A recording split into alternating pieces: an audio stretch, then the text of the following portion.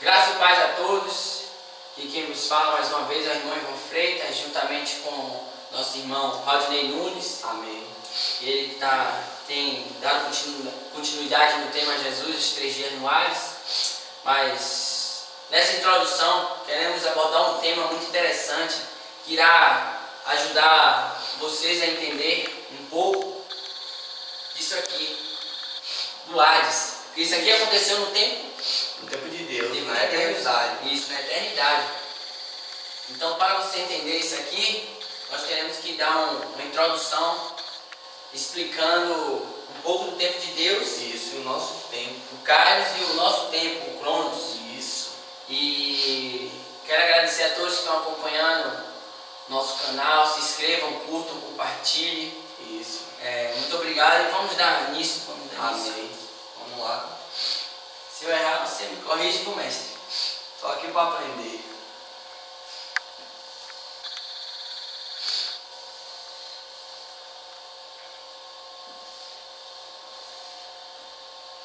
Aqui o era, o é e o será. No tempo Kairos, tempo de Deus. Vou especificar aqui para você anotar aí, deixar anotado. E aqui, passado, presente e futuro. Nosso tempo, no tempo Cronos. Cronos. Isso. No tempo Cronos. Aí você me explica o porquê que Deus nos perdoa, né? Porque Deus nos perdoa? Por que Deus nos perdoa? Explique você. Porque nosso tempo é o passado, o presente e o futuro. Isso. Mas estando no presente não podemos ver o futuro. Mas como Deus não se move no nosso tempo crono, se move no tempo eternidade, na eternidade, Ele vê o nosso será. Isso. Ele vê o Rodney, o Ivan hoje que peca e erra e falha, mas ele vê também o Rodney no será, que será diferente. Peguei. Que escolherá ele. Ele torce dessa forma por quê? Porque ele é o único que pode ver o nosso futuro. Então, nós estamos aqui no presente, mas ele não enxerga aqui. Não. Ele já enxerga aqui. Isso. Então Deus nos enxerga no será. No nosso será, com certeza. Meu Deus, isso é forte. Dê continuidade que esse assunto vai nos enriquecer muito. Então, como nosso irmão Rodney já falou aqui, já explicou por que Deus nos perdoa, eu quero mostrar só, dar uma explicada melhor. O era, que nosso tempo é o passado, o que é o presente, e o futuro, que é o será. Porque vamos provar aqui também onde adoramos. Isso. Que é no nosso presente, que para Deus é o é. É o é. Então adoramos no é. Para Deus, nossa adoração no presente sobe no é. Sobe no é. Isso. Então estamos adorando agora no tempo dele no é. No é. No nosso presente. Isso. Mas ele nos vê no será. Verdade. Ele já sabe do nosso será. Ele já sabe o que vamos fazer amanhã. Já. Meu Deus. Deus é tremendo. Aqui eu quero fazer as 3 dimensões, né?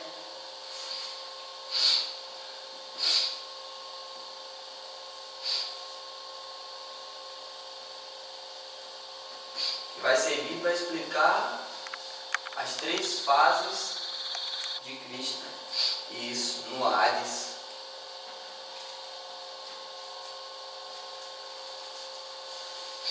Aqui, o era será, tempo da eternidade. Eternidade.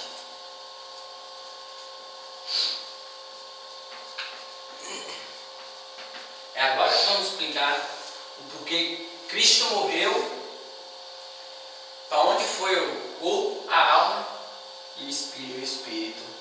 Que quando ele entrega o espírito, vai para o Pai. Então, onde falamos que foi o espírito, onde automaticamente está o Pai. Isso. Que não é. Isso. Aqui está a cruz. A cruz de Cristo. Quando Cristo é crucificado,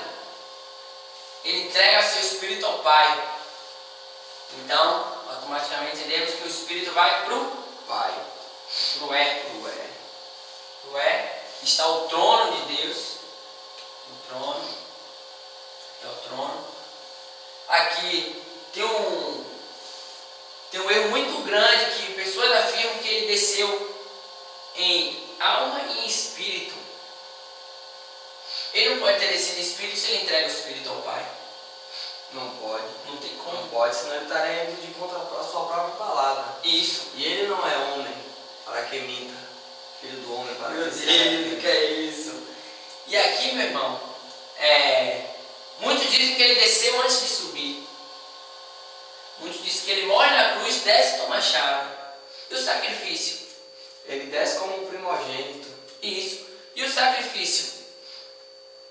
Ele teria que apresentar ao Pai. Então muita gente se perde nesse tema.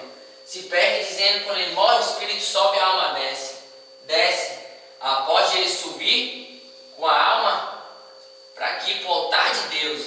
Então aqui que ele faz a expressão do sangue. Ele apresenta o sangue inocente. Ele apresenta o sacrifício dele. Então aqui Deus recebe. E ele vê que nele não há pecado, que nele não há iniquidade. Ele cumpre a lei. E aqui quando ele apresenta o sangue, ele desce novamente para a cruz. E é aqui que ele toma a chave. É aqui que ele vence a lei e a morte. Ele cumpre a lei e vence a morte. Verdade.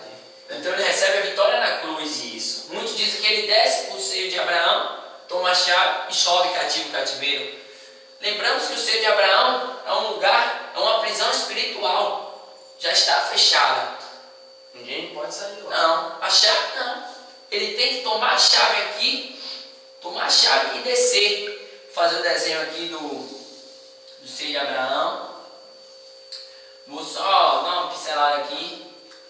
Aqui é o seio. E aqui é o lugar de tormento. Aqui é o vale. Aqui é o caminho. Não vou fazer. Como todos sabem, aqui é o abismo. Então Cristo morrendo aqui, qual era o primeiro passo? Entregou o Espírito ao Pai, no presente. No presente. Subiu em alma, no presente. Entregou o sacrifício vivo. Isso. Apresentou o sangue inocente, que era como é que podemos falar hoje?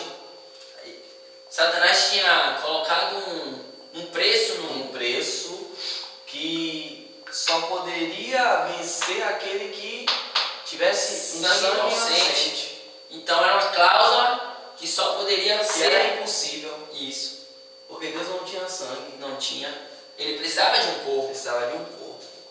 Então, Cristo morre, sobe em espírito, sobe em alma, apresenta o sangue mais uma vez, apresenta o sangue e desce para a cruz, toma a chave aqui, ele vence aqui, toma a chave. Toma a chave. Isso.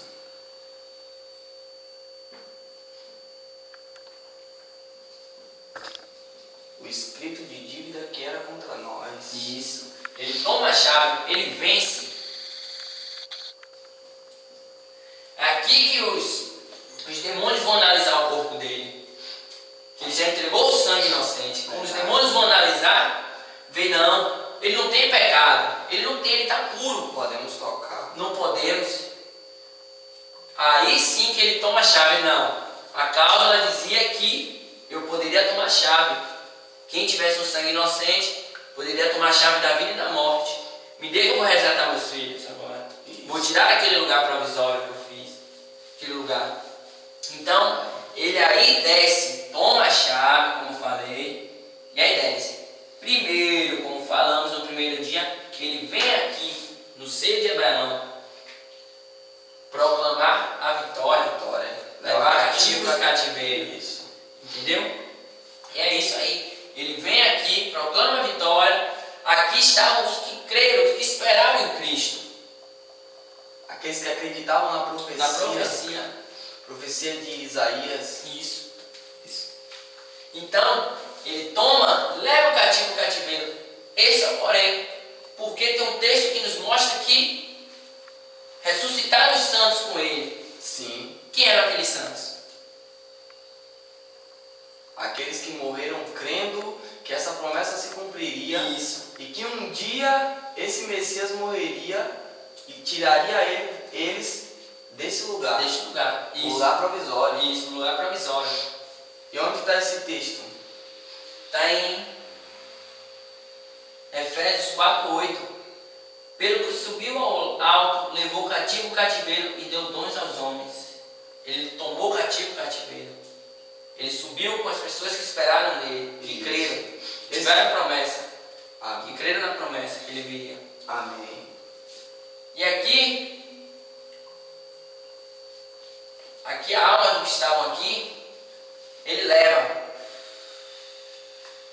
Ele sobe, mas ele não vai para onde está o Pai.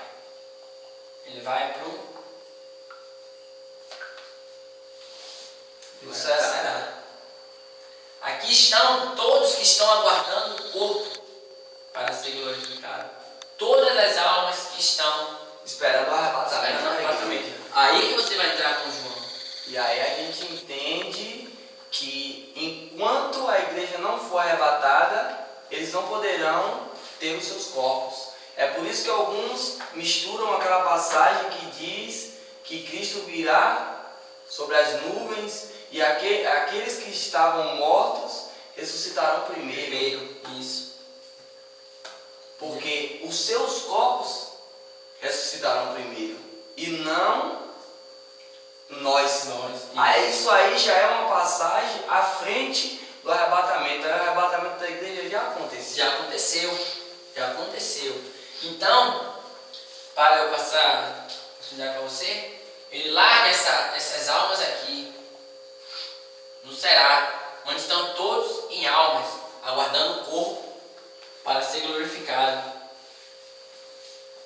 E aqui eu deixo minha participação, para você dar continuidade aí. Creio que todos entenderam um pouco é só uma introdução. A gente vai dar um aprimoramento, vai dar continuidade ao tema, vai falar quem está aqui não é como Moisés, Elias. Isso. Um pouco mais para frente falaremos Enoque. Isso. Amém.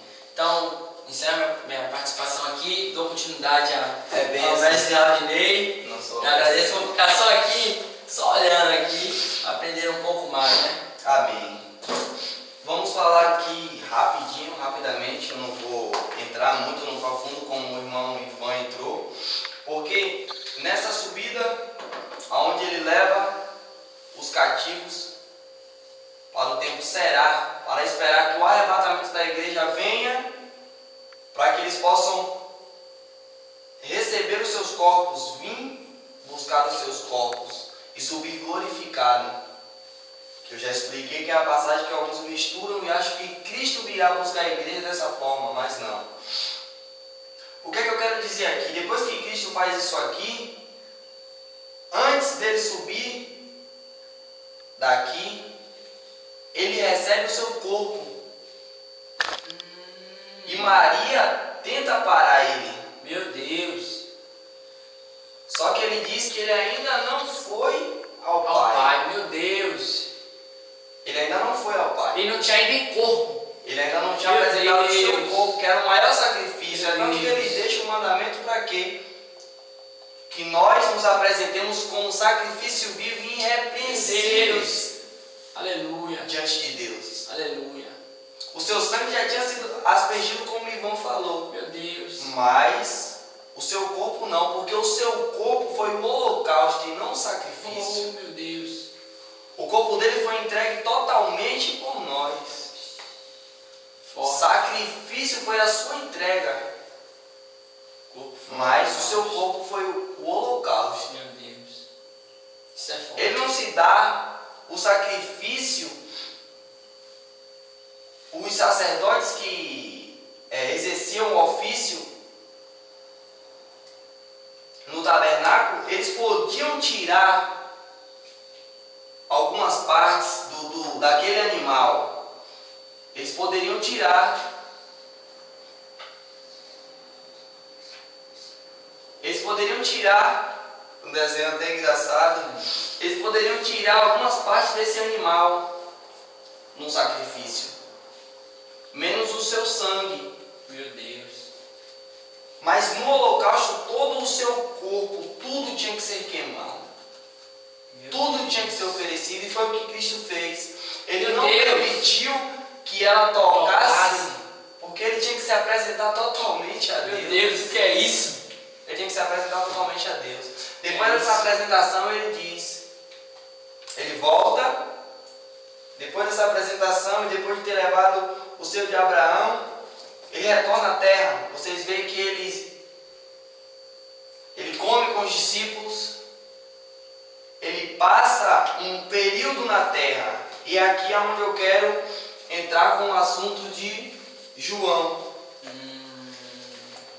No livro de Apocalipse, no seu capítulo 5, e o versículo 2 diz: vi também um anjo forte, clamando com grande voz: quem é digno de abrir o livro, romper os seus selos? Meu Deus. E ninguém no céu, nem na terra, nem debaixo da terra, podia abrir o livro, nem olhar para ele. Meu Deus. E eu chorava muito, porque não fora achado ninguém digno de abrir o livro, nem de o ler, nem de olhar para ele. Então disse-me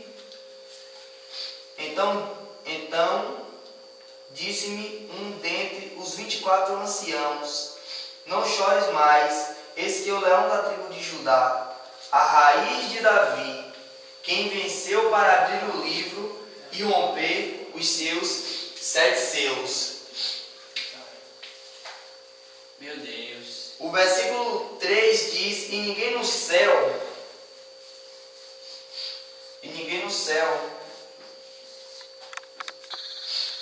quem são esses que estão no céu e que não eram dignos de abrir esse livro? Os anjos. Aleluia. Ele diz também na terra. Nem na terra. Nem na então, terra. Em que tempo ele estava? Meu Deus. Vamos isso aí agora para poder. Isso é terrível. Nem na terra. Deus. Na terra era quem que não poderia abrir esse livro? Os homens. Os homens.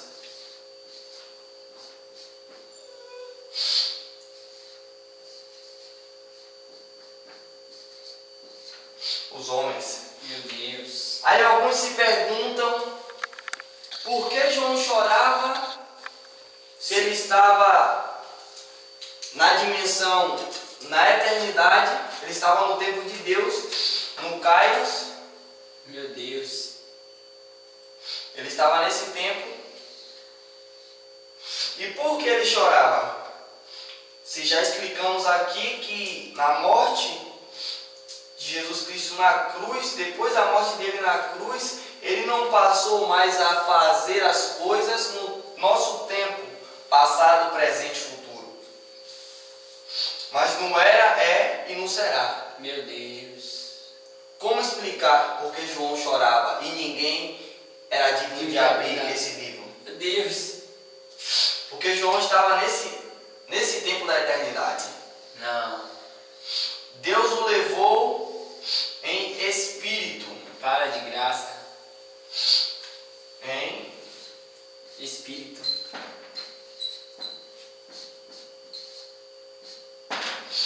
Deus o levou em espírito. E como é em espírito? Não é em corpo. O seu corpo ficou na ilha de Patmos. Meu Deus. Foi levado apenas o seu espírito. Para o será.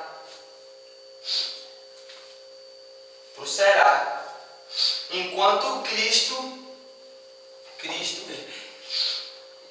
já estava no é. Meu Deus, isso é forte. Meu Deus. Cristo estava no é. Deus levou o homem para passear na eternidade. E aqui João está na dimensão de Deus, recebendo revelações aonde você vê Deus mostrar a ele coisas do era, do é que estavam acontecendo e do será. Porque depois que Cristo apresenta aqueles que estavam no seio de Abraão e o seu corpo no será, ele volta para a terra. Na terra ele está com o seu corpo imortal, mas ali ele já está no tempo do homem, no presente. Ele não está mais na eternidade, ele está no nosso tempo presente. E alguns estudos dizem que ele passou 40 dias aqui na terra. Esses 40 dias aqui, na eternidade, são 40 anos. Porque um dia para Deus é como 1000 anos. Meu Deus. Peça esse caderno aqui, vou pedir auxiliar ali, por favor. Tem uma coisa muito interessante nele, só para interromper o assunto aqui. O texto que você usou, o João, não é isso? Isso. O holocausto era fora, né? Isso. Fora do tempo. Fora do tempo. E como você falou ali, ele levou o espírito no era ou no será? No era. Ele levou o espírito no era primeiro. Então nesse caso não podia ter sido no será, porque no será já teria aberto cedo, já teria acontecido no livro. Isso. Bem visto. Foi só um pequeno erro. Bem visto porque se nós explicarmos dessa forma, sendo que Cristo está no nosso tempo presente, isso aqui está certo. Porque Cristo está comendo, como vocês veem, com os discípulos. Enquanto eles estão pescando, ele prepara o pão, ele prepara o peixe, acende a fogueira, prepara o peixe e o pão. Desculpa. E espera que os discípulos venham. Só que eles não reconhecem. Mas se explicássemos dessa forma, estaria certo. Porém, como estamos falando do tempo eternidade, foi bom termos lembrado isso aí, para nos mostrar que Deus o levou no era. Isso. Se quiser pode apagar ali também. No era. Vamos apagar aqui para não ficar.